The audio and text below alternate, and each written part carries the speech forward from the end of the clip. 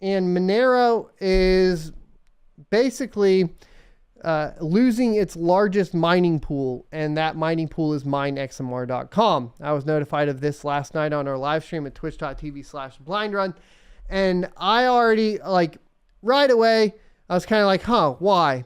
And I pulled up and kind of took a look at what they were saying on the website, and I'm actually in support of this. I think this is better for the Monero network.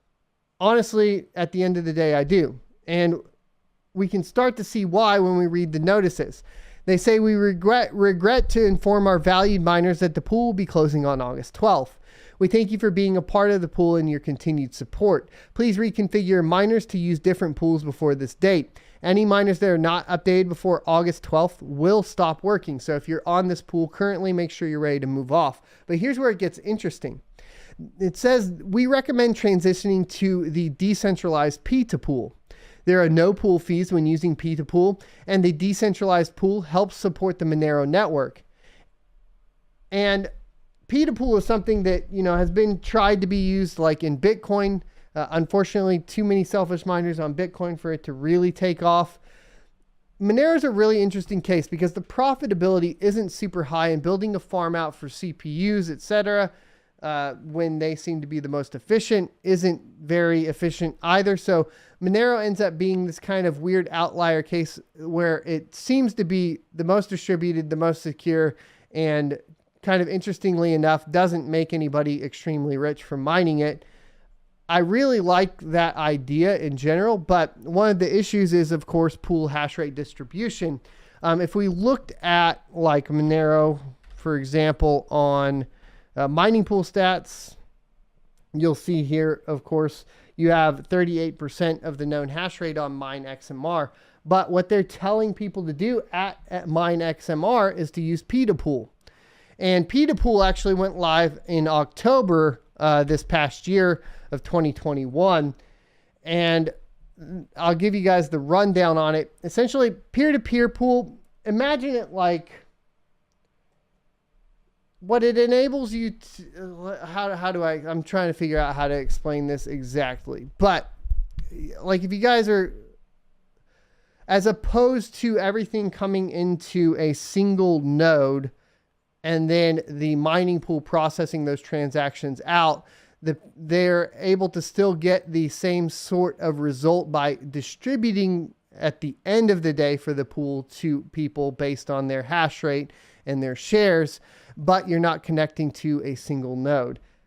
That's the best way to explain it. So you don't have that 51% attack risk. But let's get into it here. They'll tell you what is Monero P2 pool. Monero P2 pool is a peer-to-peer Monero mining pool developed from scratch by Sec1. P2 pool combines the advantages of pool and solo mining. You still fully control your Monero node and what it mines, but you get frequent payouts like on a regular pool. So yes, this will have some sort of requirement that you understand how to set up nodes, not dissimilar from P2 pool that Bitcoin tried to push for a while. P2 pool, as a concept, was first developed for the Bitcoin blockchain, but was never fully realized due to certain limitations, mainly because it had the problem with orphaned blocks, which is solved with Monero P2 pool with Uncle blocks. P2 pool has no central server that can be shut down, blocked, because it uses a separate blockchain to merge mine with Monero. There's no pool admin that can control what your hash rate is used for or decide who can mine on the pool and who can't. It's permissionless. All pool blocks pay out to miners immediately because there is no pool wallet. Funds are never in custody. It's trustless. P2 pool uses PPLNS payout scheme, has 0% fee and 0 XMR payout fee. By design, fees can't be added. Everyone in the PPLNS window is rewarded directly via the Coinbase transaction reward. Minimum payout is less than 0.0004 XMR due to the very efficient miner reward transaction format. Each individual miner payout takes only 38 bytes on the Monero blockchain. There has been some worry about mining pool centralization and the possibility of a 51% attack. Since atomic swaps went live, solving exchange delisting and KYC threat, mining is now the most centralized part of the Monero ecosystem. Currently, one pool accounts for 40% of Monero's network hash rate. Which pool was that? MineXMR. To me, it seems like this was all in the making, and I'm actually thinking, to a certain extent, MineXMR is on board with this. And I think that having them come out, the largest pool, and basically say, hey guys, here's PETA pool. It's working. We're going to shut down the largest XMR mining pool. And that's in favor of decentralization. And from the miner's perspective, you're paying no fees and you're decentralizing the network even further. To me, this is a win-win-win-win-win. PETA pool is a side chain to Monero, and PETA pool blocks are potentially Monero blocks. Each miner submits block templates that include a payout for all the miners that currently have shares in the PPLNS window. High quality block templates are added to the PETA pool blockchain as blocks which count as shares for the miners who found them. If a block is good enough to be a Monero block, it is also submitted to the Monero network to be included in its blockchain. Once the Monero block is confirmed by the network, these miners are directly paid in the Coinbase transaction because they were included already in the block.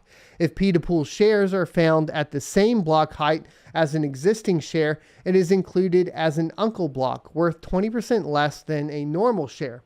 So you can still get paid for it. Uncle blocks can be submitted up to 3 blocks behind the current height and still be included.